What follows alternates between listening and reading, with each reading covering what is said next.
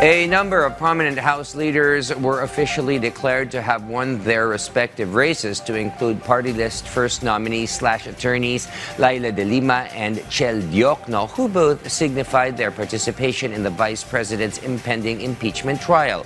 Our Mela Lesmoras tells us more. House Speaker Martin Romualdez has been formally proclaimed as the representative of the 1st District of Leyte. This marks his 3rd consecutive term and 6th overall.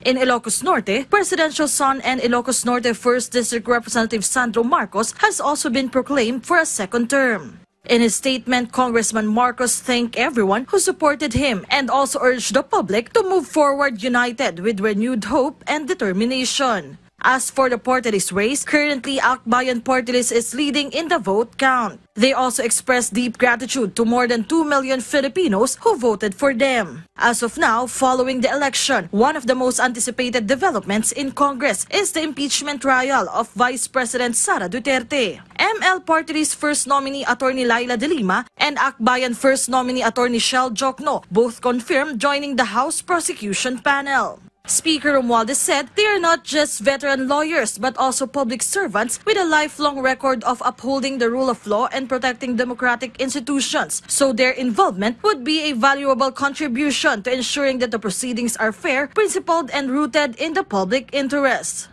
According to House Committee on Good Government Chair Joel Chua, re-elected congressman of Manila and one of the impeachment prosecutors from the House, he believes their case remains strong.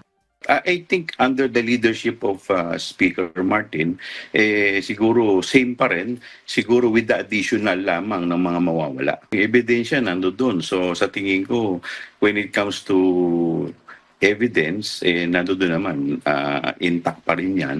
But at the end of the day, syempre, yung mga senator judges, so sila naman ang mag-a-appreciate ng mga ebidensya na ilalatag namin.